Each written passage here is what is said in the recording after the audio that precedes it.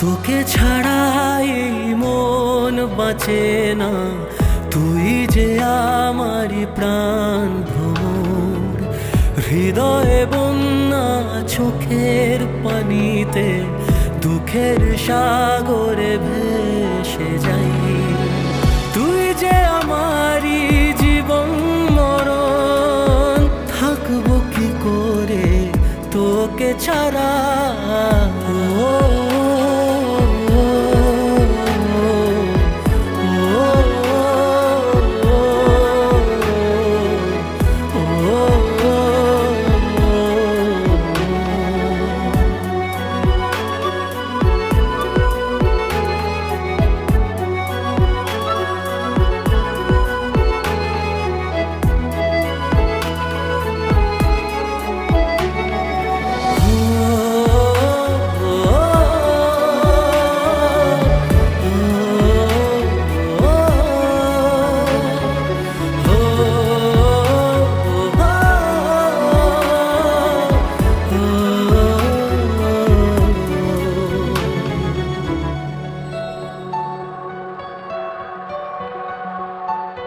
দিন রাত তোকে ঘিরে ভাঙা স্বপ্নের ভিড়ে, পাবো না জেনেও থাকি তোরই আশায়। ভালোবাসি তোকে কত, কি করে বোঝাবো বল, তুই ছাড়া যাবে বড় অসহায়। তুই যে আমারই জীবন মরণ, থাকবো কি করে তোকে ছাড়া।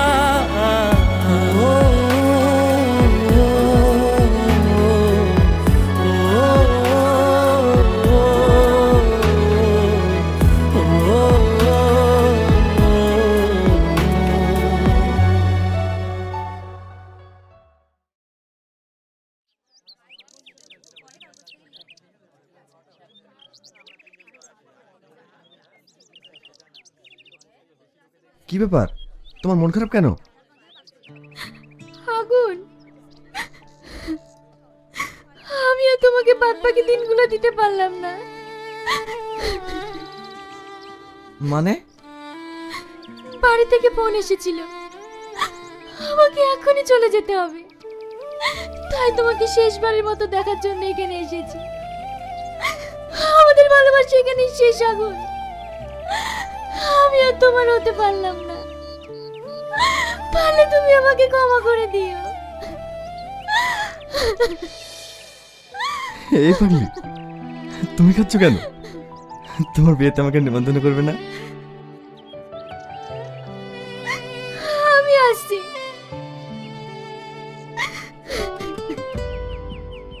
তুই না, তুমি কোনো চিন্তা করো না। এই জন্য তোমাকে পেলাম না তো কি হয়েছে? আমি বড়লার কাছে দোয়া করি, যদি পরকাল বলে কিছু হয়ে থাকে তাহলে সেজন্য আমি শুধু তোমাকেই চাইবো। সেদিন যেন আমরা দুজনে হতে পারি। ছাড়া এই মন বাঁচে না, তুই যে আমারই প্রাণ ভ্রমর। হৃদয়ে বন্যা চোখের পানি।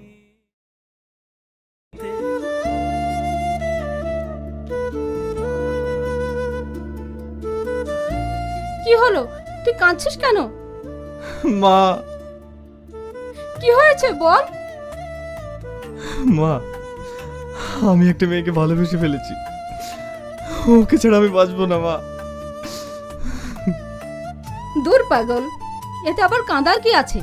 তুই যখন ওকে ভালোবাসিস, ওকে তোর মনের কথাটা বলে দে। সেটা আর হবে না মা, 12 দিন পরেই ওর বিয়ে। আমি ওকে ছাড়া থাকতে পারবো না মা। আমি ওকে ছাড়া থাকতে পারবো না।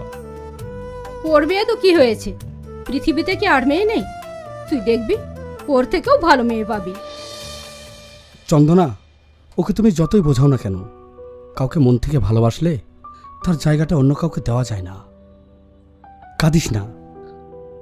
কাউকে ভালোবেসে না পাওয়ার যন্ত্রণাটা যে কি সেটা আমি বুঝি। তার থেকে তুই কিছুদিন বাইরে থেকে ঘুরে আই। ম্যানেজারকে বলে আমি টিকিটের ব্যবস্থা করে দিচ্ছি, দেখবি তোর মনটা ঠিক হয়ে যাবে।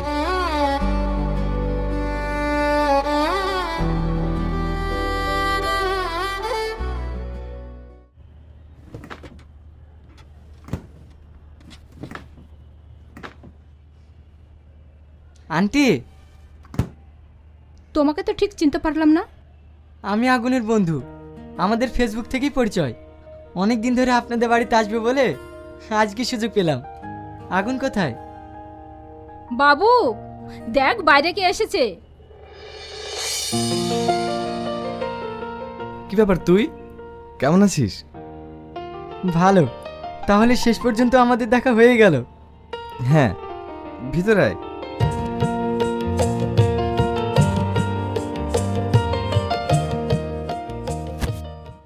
তারপর বল, কি খবর?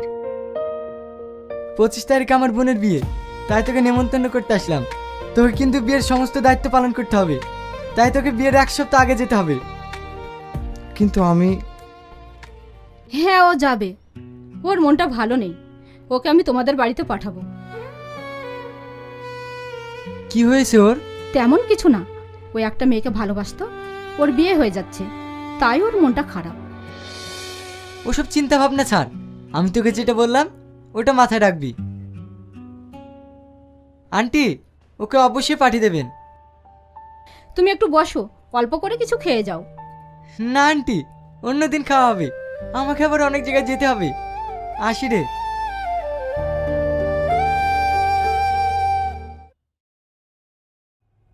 এসব কিছু তো আমার একদমই পছন্দ হয় না। দেখো তো সবাই চিনতে পারছো কিনা? এটা আগুন না? হ্যাঁ, এই সে আমার ফেসবুক ফ্রেন্ড আগুন, যার কথা তোমাদের সামনে বলেছিলাম। আগুন, তোর সঙ্গে সবার পরিচয় করে দিই। এটা আমার বড় ভাবি, আর এটা আমার ছোট ভাবি। ভালো আছো? আগুন, এ হচ্ছে আমার ছোট বোন তুহিনা, এরই বিয়ে।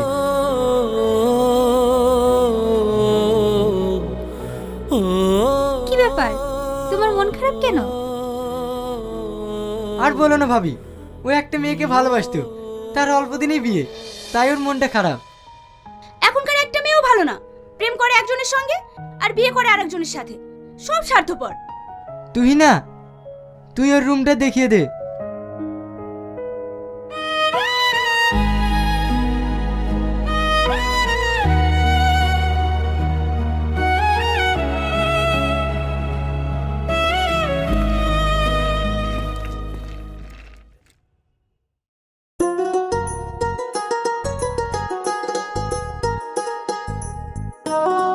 এটা কেমন হবে? ভাল লাগছে না।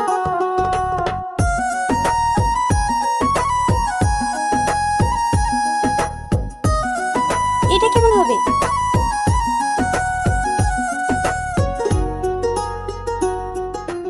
আরে আগুন, বসো।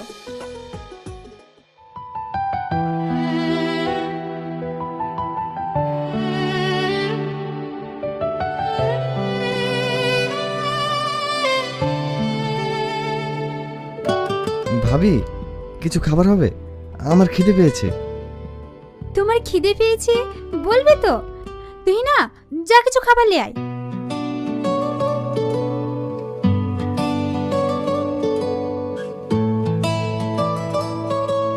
এটা ভালো লাগছে আগুন?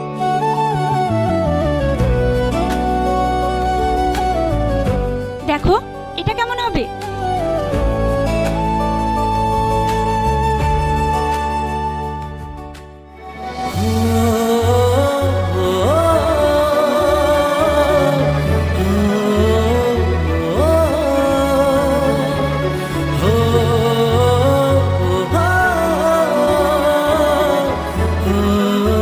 দেখো খালি কথা ভেবে কষ্ট পেও না। যে মেয়ে তোমাকে ছেড়ে অন্য কাউকে বিয়ে করে সে কখনোই সুখী হতে পারবে না। খেয়ে নাও।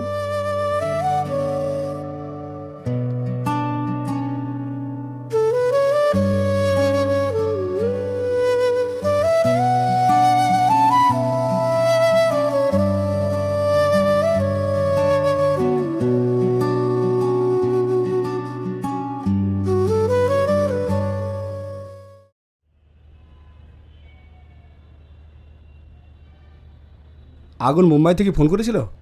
ও মুম্বাই যায়নি, ও এক বন্ধুর বোনের বিয়েতে ফিরোজপুর গিয়েছে। ফিরোজপুর মানে? ওখানে কেন?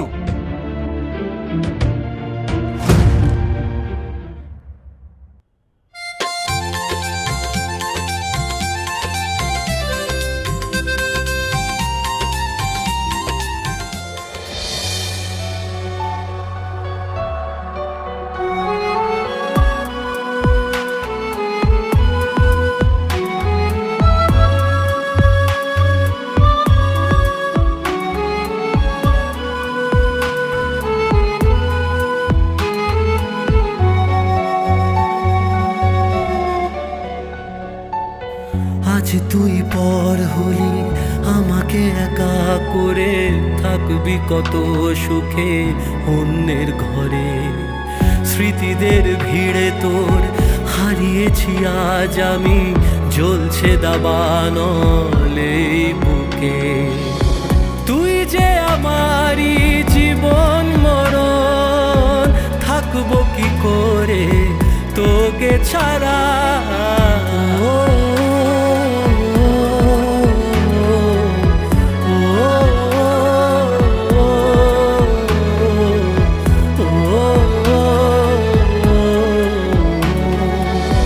তোকে ছাড়া এই মন বাঁচে না, তুই যে আমারই প্রাণ ভ্রমর। হৃদয়ে বন্যা চোখের পানিতে দুঃখের সাগরে ভেসে যাই। তুই যে আমারই জীবন মরণ, থাকবো কি করে তোকে ছাড়া।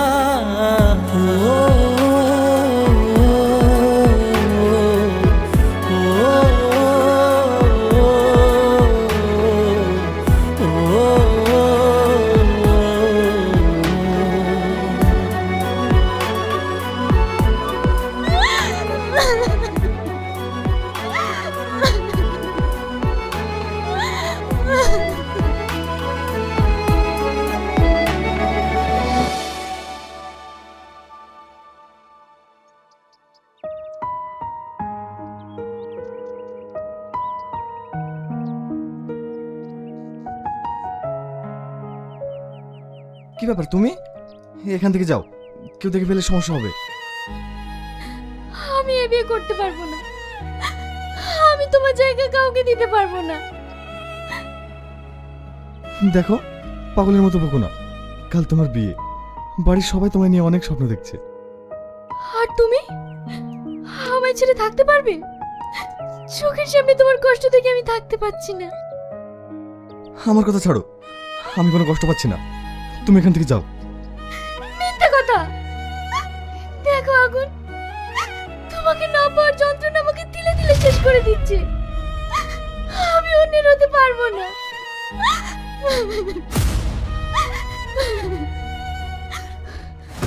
আমি তোমাকে বিয়ে করব। তুমি আজ আমাকে এখান থেকে নিয়ে চলো। তোমার মাথা খারাপ হয়ে গেছে? এই ফ্যামিলির মানুষজন, তোমার ভাই, তাদের সাথে আমি বেমানি করতে পারবো না। তাতে আমার যতই কষ্ট হোক না কেন। তুমি আমাকে ফিরিয়ে দিচ্ছ আগুন। তবে একটা কথা জেনে রেখো, দরকার হলে আমি মৃত্যুকে বরণ করে নেব, তবু আমি এই বিয়ে করবো না।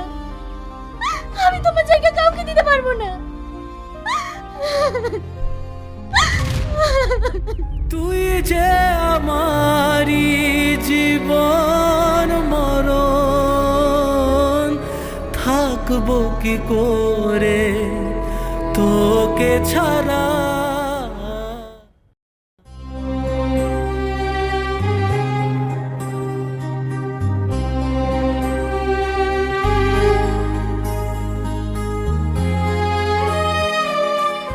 আগুন খেতে গেছিস? না, কেন? ওকে সারা বাড়ি খুঁজে পাওয়া যাচ্ছে না, আবার ফোনও সুইচ অফ বলছে। গেল কোথায়? এইদিকে আবার বরযাত্রী চলে আসলো।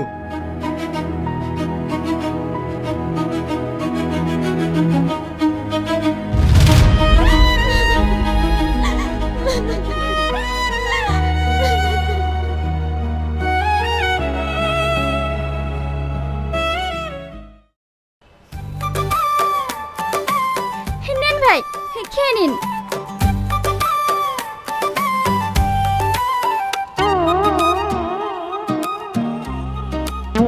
এরকম খেজুরের মতো মিষ্টি কোথায় পেয়েছো? মনে হয়েছে 2 টাকা পিস। যা দিয়েছি খেয়ে ওঠেন, আর না হলে হোটেলে ভাড়া দিয়ে যান। বাংলাদেশ স্বাধীনতা আন্দোলনের ইতিহাসে 1970 সালের নির্বাচন অত্যন্ত গুরুত্বপূর্ণ। পাকিস্তানের সামরিক শাসন যখন পূর্ব পাকিস্তানের জনগণ ও নেতৃত্বের উপর একের এক নিপীড়নমূলক আচরণ করে, তখনই এদেশে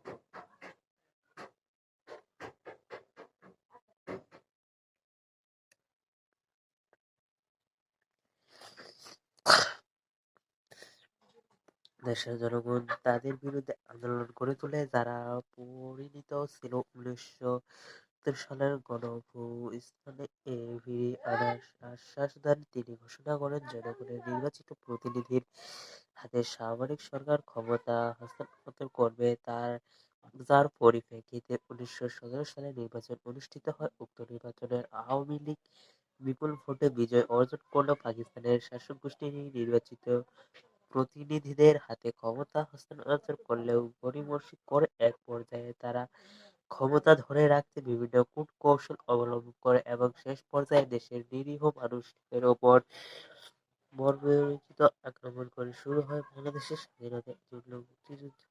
1971 সালের 16 ডিসেম্বর পাকিস্তানি হানাদার বাহিনী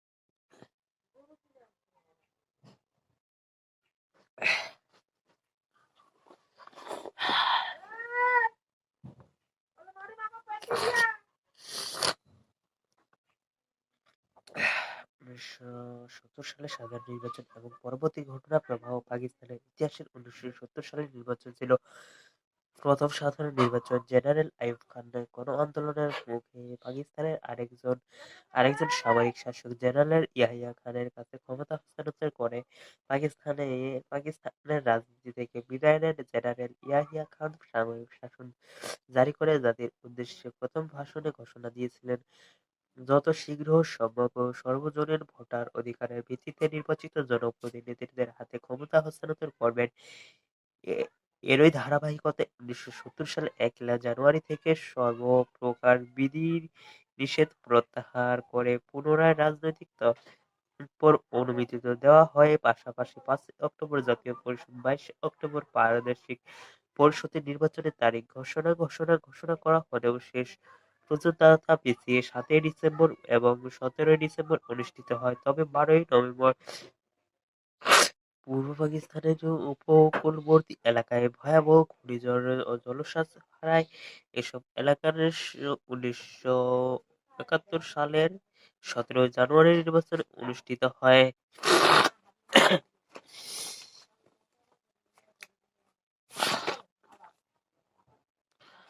আইনগত কাঠামো আদেশ ইয়াহিয়া খান 1970 সালের 28 মার্চ জাতির উদ্দেশ্যে এক ভাষণে নির্বাচন সংক্রান্ত আইনগত কাঠামো তাদের ঘোষণা করেন। সেখানে তিনি মূলক জাতীয় পারদর্শী পরিষদের সদস্য ও সংখ্যা কত হবে, ভোটদানের প্রক্রিয়া কি হবে, কতদিনের মধ্যে নির্বাচিত পরিষদ ও সংবিধান রচনা করবে এবং পাকিস্তানের দুই অংশের মধ্যে সমন্বয় সাধনের জন্য বিশেষ কিছু দিক তুলে ধরেন। তার ঘোষণার বিশেষ দিকগুলো ছিল পাকিস্তানের এক ইউনিট ভেঙে দিয়ে সাবেক প্রদেশগুলো পুনঃপ্রতিষ্ঠা করা হবে, যা ১লা জুলাই ১৯৭০ সালে প্রতিষ্ঠিত হবে। ১৩ জন মহিলা প্রতিনিধি নিয়ে ৩১৩ জন আসনের জাতীয় পরিষদ হবে, আর ৬২১ জন সদস্য নিয়ে হবে ৫টি পারদর্শী পরিষদ। নির্বাচনে এক ব্যক্তি ভোট নীতি গ্রহণ করা হয়। পাকিস্তানের দুই অংশের আইন ও অর্থনৈতিক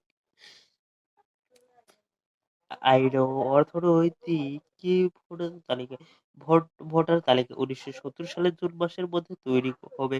সংবিধান রচনার জন্য পরিষদের প্রথম অধিবেশন থেকে ১২০ দিনের সময় ধার্য করে দেন। এসবের মধ্যে কাজের সমাধা করতে ব্যর্থ হলে পরিষদ ভেঙে নতুন নির্বাচনের কথা উল্লেখ করা হয়। একই সঙ্গে বলা হয়, সংবিধান রচনা এবং সংবিধানকে সত্য নিয়ন্ত্রক প্রযোজ্য সামরিক শাসনও বহাল থাকবে। নির্বাচনের নির্দেশনাবলীর পাশাপাশি সংবিধানের ভিত্তি সম্পর্কে নির্দেশনা দেওয়া আছে। আইনগত কাঠামো আদেশের ২০ নং ধারায় সংবিধানের মূল ৬টি নীতি বেঁধে দেওয়া হয়, যথা ফেডারেল পদ্ধতির সরকার, ইসলামী আদর্শ হবে রাষ্ট্রের ভিত্তি, প্রাপ্তবয়স্কদের ভোট ও প্রত্যক্ষ নির্বাচনে জনসংখ্যার অনুপাতে প্রতিনিধিরা নির্বাচিত হবেন, মৌলিক অধিকার নিশ্চিত করতে হবে, নির্দিষ্ট সময়ের মধ্যে বিভিন্ন এলাকার অর্থনৈতিক ও অন্যান্য বৈষম্য দূর করতে হবে, বিচার বিভাগের স্বাধীনতা করতে হবে। ইয়াহিয়া খানের আইনগত কাঠামো আদেশ মূলত সার্বভৌম পার্লামেন্টের বদলে একটি দুটো পার্লামেন্টের আদেশের অগ্রনৈতিক ধারসমূহ বাদ দেওয়া হবে।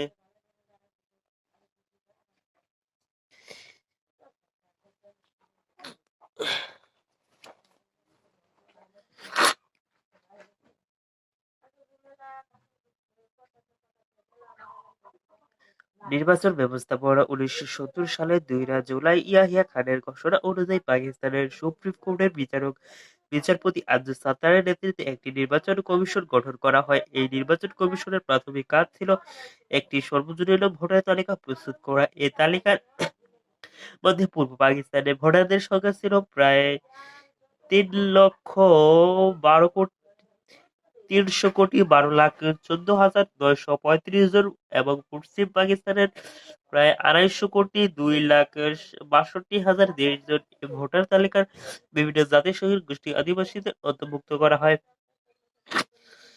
নির্বাচনে অংশগ্রহণকারী ১৯৭০ সালে নির্বাচনের সামনা ও দলগুলো ও আওয়ামী লীগের সঙ্গে জোটবদ্ধ হয়ে নির্বাচিত করতে ইচ্ছা প্রকাশ করলেও আওয়ামী লীগের সভাপতি বঙ্গবন্ধু শেখ মুজিবুর রহমান এককভাবে নির্বাচনের কথা ঘোষণা করেন। ফলে ১৯৭০ সালের নির্বাচনে রাজনৈতিক দলগুলো পৃথক প্রার্থী ও মনোনীত করে মোট ৭৮১ জন প্রার্থী নির্বাচনে অংশ নেন। জাতীয় পরিষদে আওয়ামী লীগের ছিল ১৭০ জন প্রার্থী এবং তাদের নির্বাচন প্রতীক ছিল নৌকা। নির্বাচনে অংশগ্রহণকারী অন্যান্য রাজনৈতিক দলের মধ্যে ছিল পাকিস্তান পিপলস পার্টি পিপিলি। নির্বাচনে অংশগ্রহণকারী অন্যান্য রাজনৈতিক দলের মধ্যে ছিল পাকিস্তান ও পিপলস পিপলি। নির্বাচনের ফলাফল ১৯৭০ সালের নির্বাচন আওয়ামী লীগ ও জাতীয় পরিষদের পূর্ব পাকিস্তানের জন্য নির্ধারিত ১৬২ আসনের মধ্যে ১৬০টি আসন লাভ করে। সংরক্ষিত মহিলা আসন সহ আওয়ামী লীগ মোট ১৬৭ আসন লাভ করে জাতীয় পরিষদের নিরঙ্কুশ সংখ্যাগরিষ্ঠতা অর্জন করে। এবার পূর্ব পাকিস্তানের পারদর্শী পরিষদের সংরক্ষিত মহিলা ও আসন সহ ৩১০টি আসনের মধ্যে আওয়ামী লীগ মোট ২৯৮টি আসন পেয়ে নিরঙ্কুশ সংখ্যাগরিষ্ঠতা অর্জন করে।